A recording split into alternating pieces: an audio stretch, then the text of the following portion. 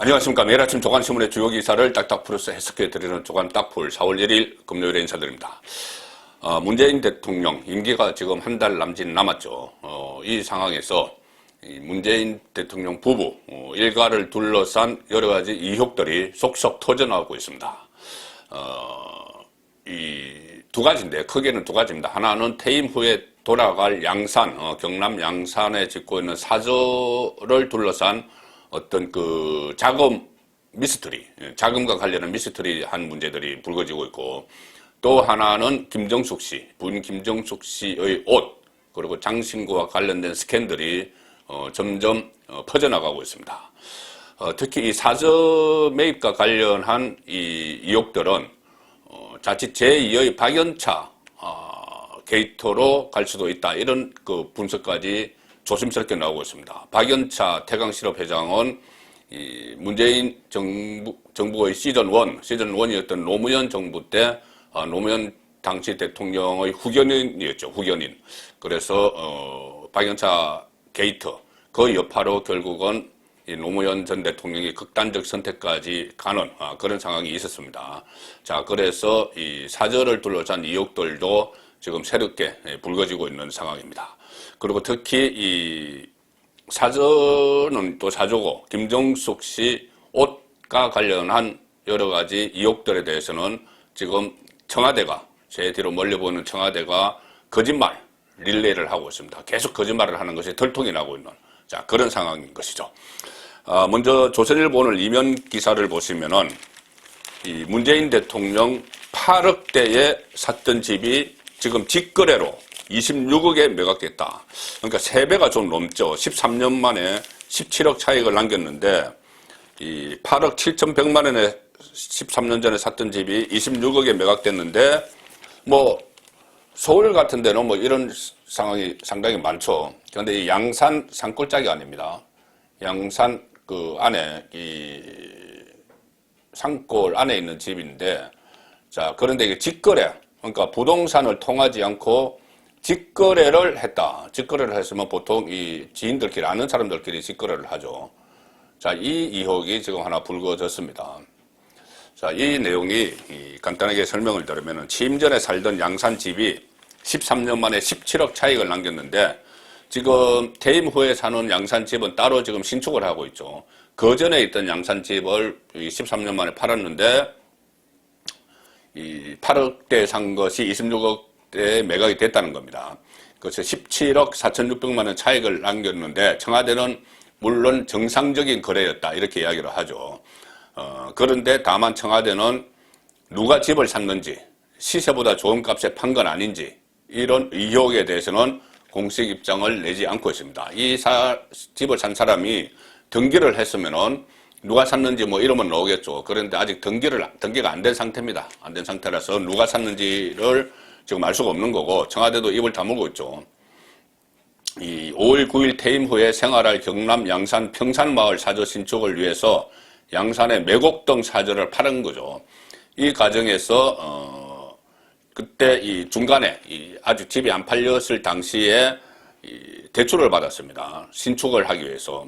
그때 문재인 대통령 명의로 금융기관에서 3억 8,800만 원을 대출 받았는데, 자, 이거는 그렇다 치고, 그때 김정숙 씨가 이 재산 공개에 나왔습니다.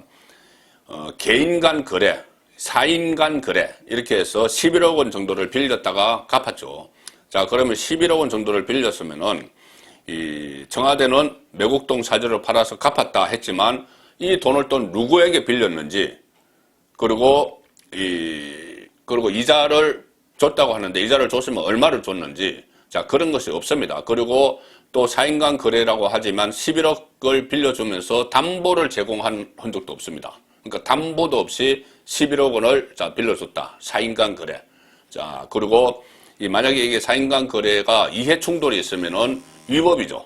이해 충돌이 있으면 위법인데, 대통령 그 가족에게 11억 원을 빌려줄 정도, 그 어떤 아무 담보도 없이 빌려줄 정도 되면은 그냥 일반적인 사람은 아닐 거라는 그 추측이 충분히 가능하죠. 그래서 이해 충돌이 전혀 없을 수가 있느냐?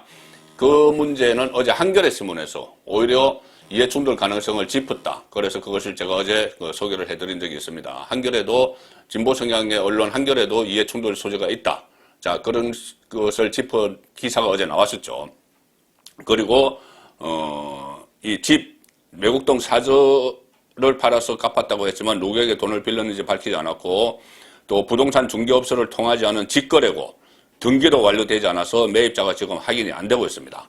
그리고 돈 빌려준 사람도 누군지 지금 모르고, 그리고 누가 찾는지도 모른다. 그리고 다만 여권 인사, 문재인 대통령과 가까운 여권 인사는 이렇게 이야기합니다. 문재인 대통령 부부와 인연이 있는 지인 중 하나일 것이다. 집을 산 사람이, 그 26억에 산 사람이.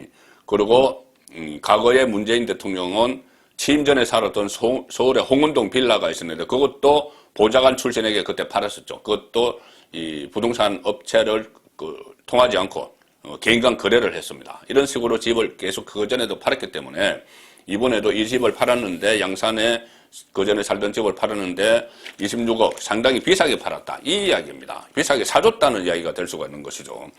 자, 그래서 이 한국경제에 보시면은 이면 하단 기사에 문재인이 매각한 양산 매국동 사저가 26억이라고? 자, 주변 시세보다 2배 이상 비싸다. 이것이 그쪽 부동산 업계의 이야기입니다. 주변 시세보다 2배 이상 비싸게 문재인의 집을 누군가 사줬다. 2배 이상 비싼 값에. 이 집이 나오는데, 양산천 매국동 사저가 나오는데 아주 이 골짜기 안에 집이 있습니다. 집이 있는데 이것을 26억 원에 사줬다.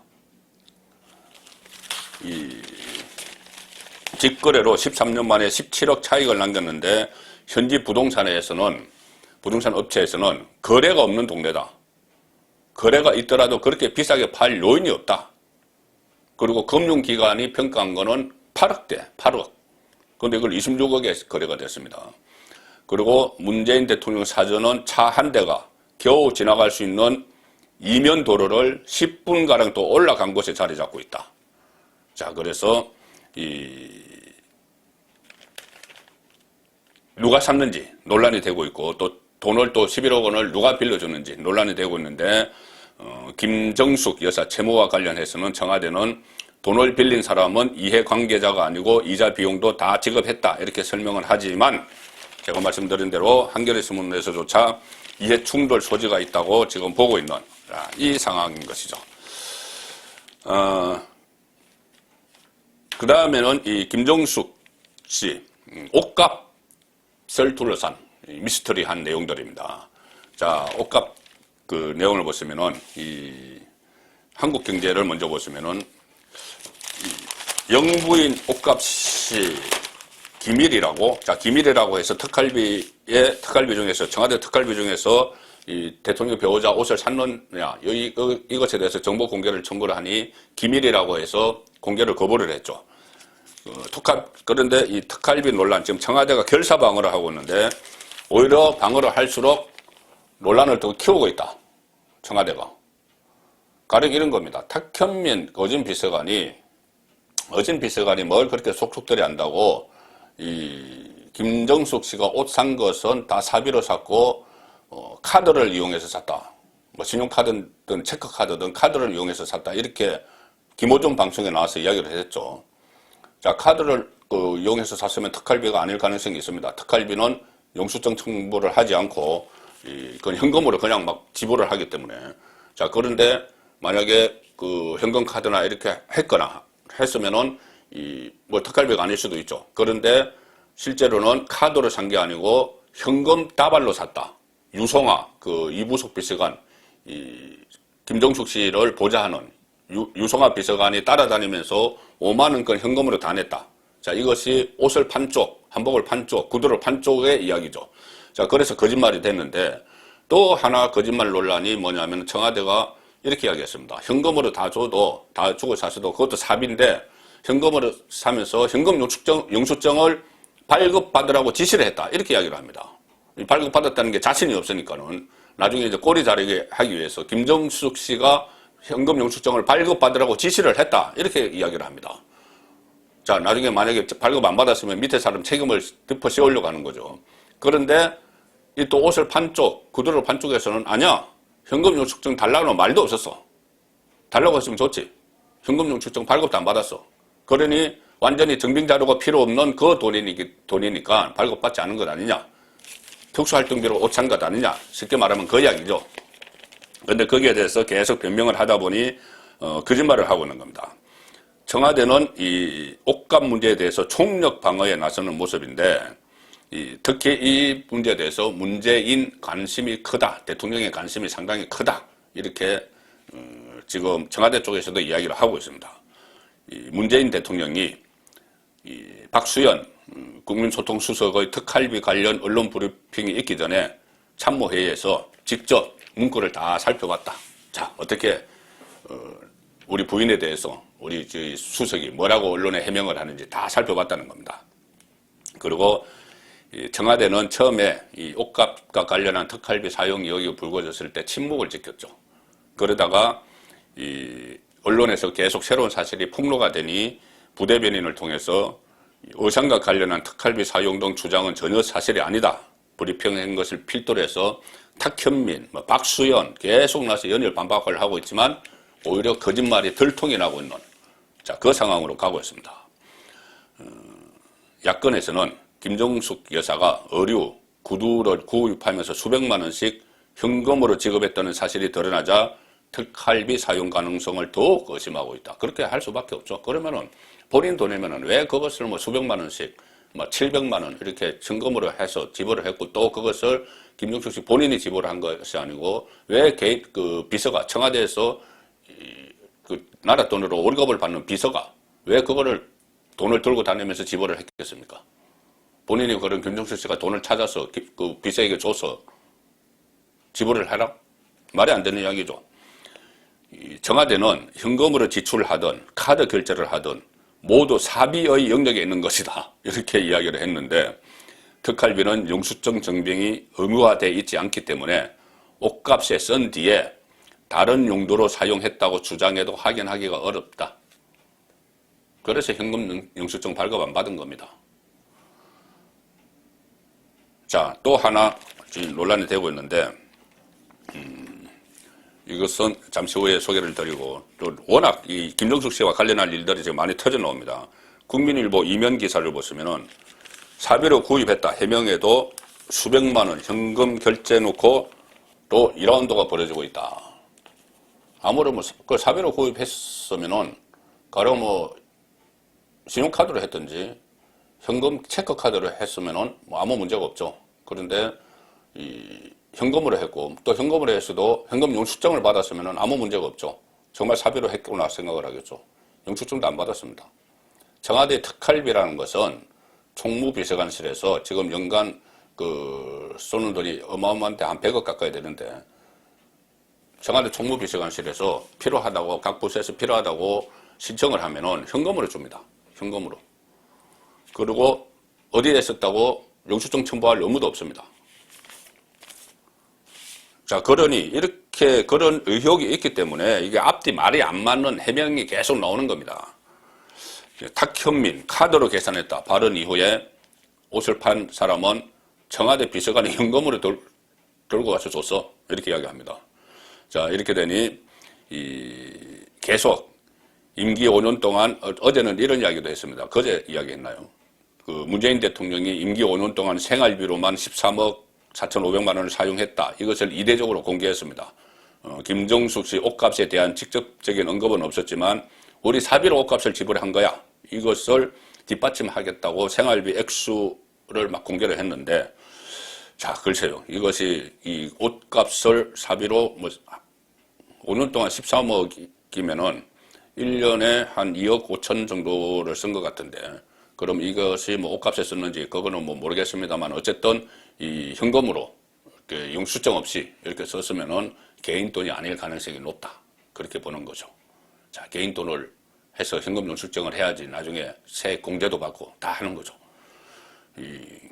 탁현민은 사비로 카드로 구매했다 주장했는데 바로 반박이 나왔고 세금 청와대는 이렇게도 이야기했습니다. 세금 계산서까지 발행하도록 지시한 것으로 한다. 문제될 것이 없다 했는데 실제로는 세금 계산서 발행 안 됐고 이렇게 되니 전유옥 전 의원이 이렇게 의문을 제기합니다.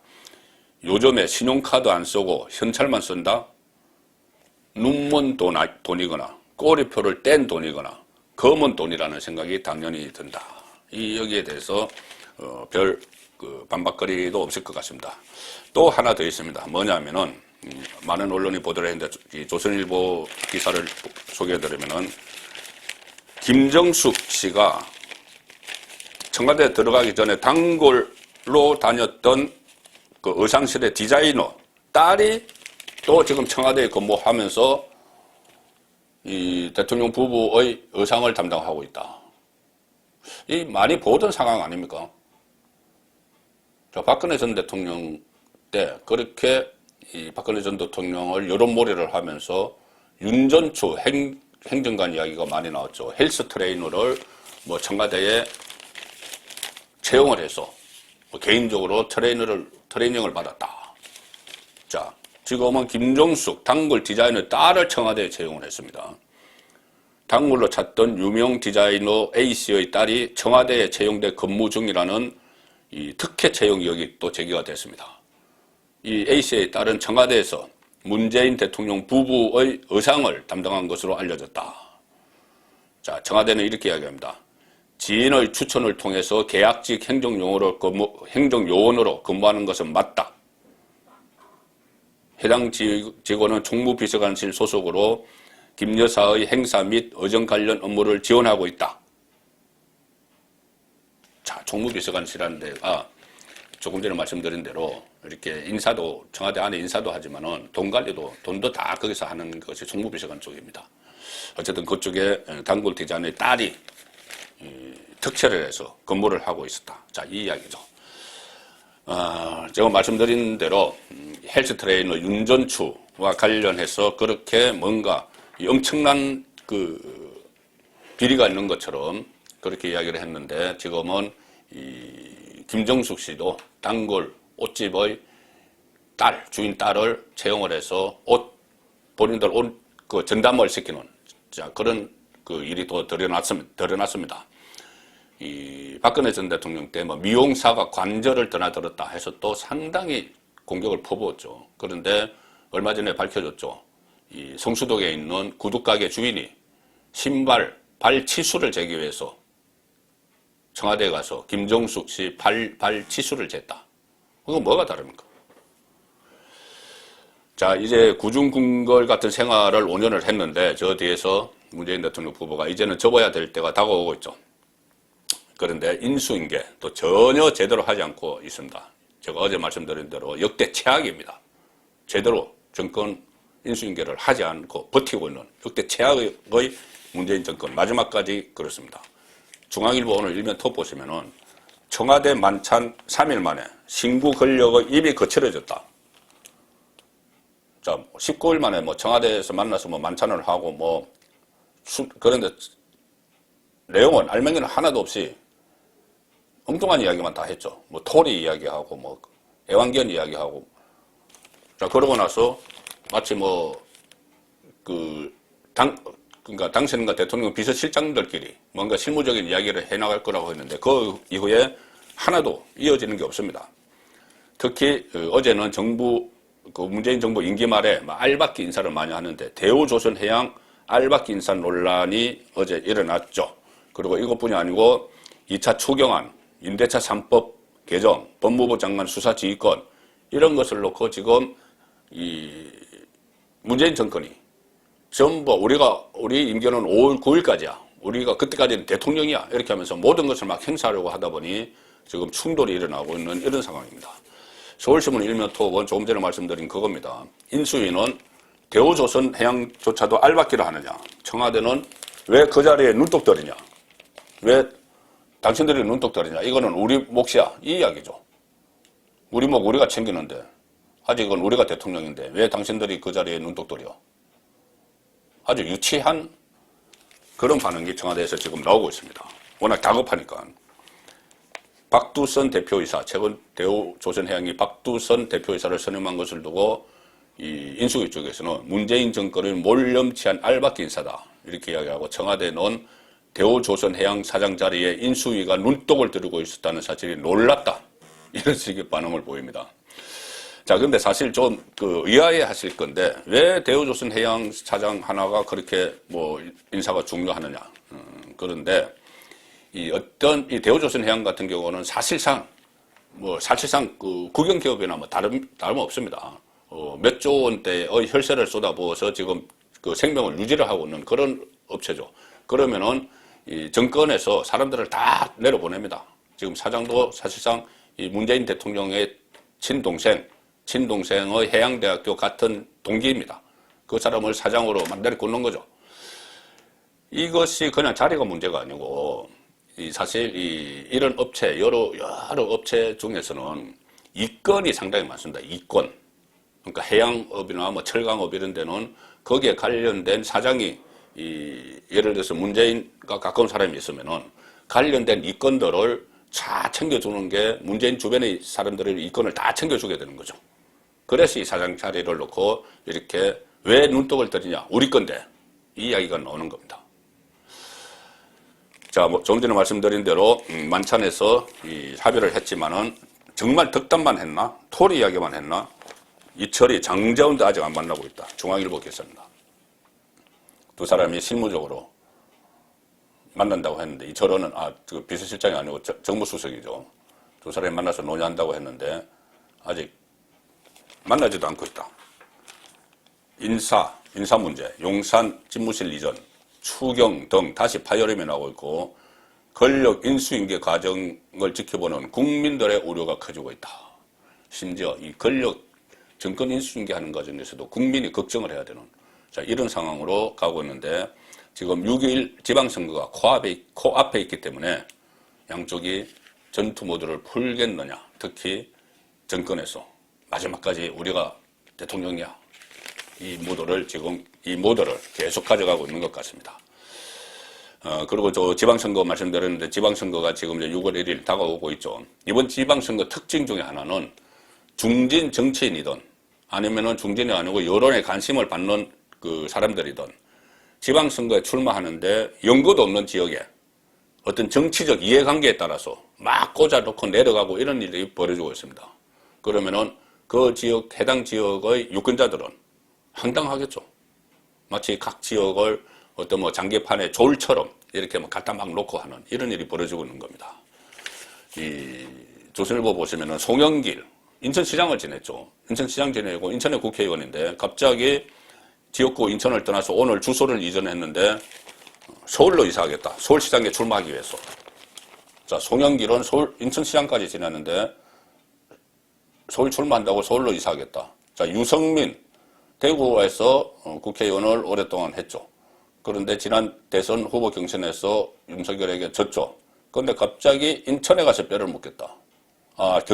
경기도 지사 선거에서 경기도를 위해서 남은 인생을 다 바치겠다. 이렇게 이야기합니다. 대구에서 국회의원을 계속 했는데, 이 송영길은 인천시장도 지냈고 지역구가 인천 계양을인데 바로 내려놓는다. 서울시장 나가기 위해서. 자, 그리고 유성민은 어제 국회에서 기자회견을 했는데 경기도지사 선거에 도전하겠다. 23년 정치의 한복판에서 바람과 서리를 맞으며 키운 제 모든 역량을 쏟아부어서 경기도, 대한민국을 위해 저를 바치겠다. 경기도에는 또 김동연도 출마합니다. 김동연, 푸른 물결인가요? 거기 민주당과 합당하기로 했죠.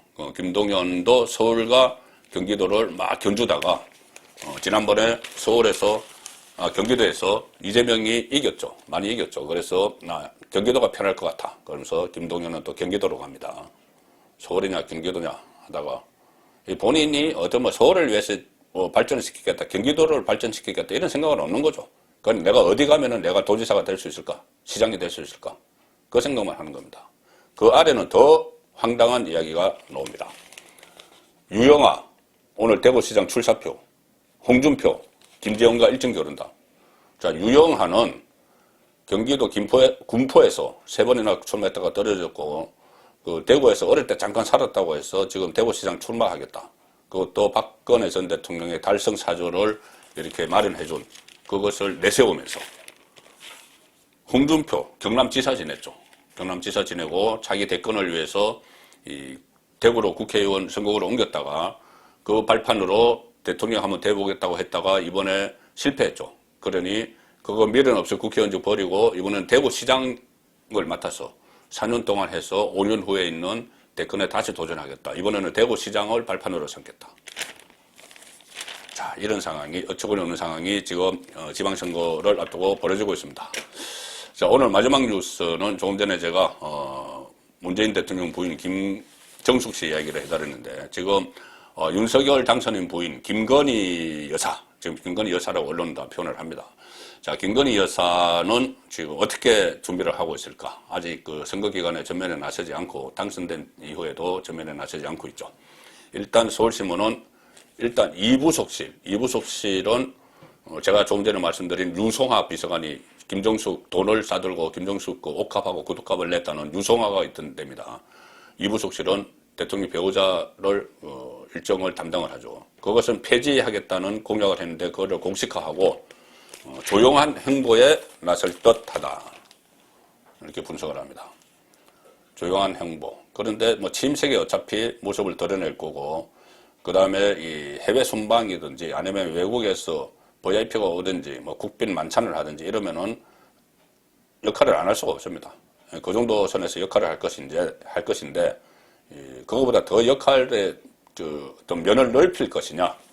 가령 본인이 전시기획사를 운영했던 경력이 있으니 그 영리 목적으로는 하지 않더라도 그런 것으로 해서 사회봉사를 좀 할 것이냐. 그런 부분은 아직은 더 지켜봐야 될 것 같습니다. 4월 1일 보내드린 조간 딱풀이었습니다.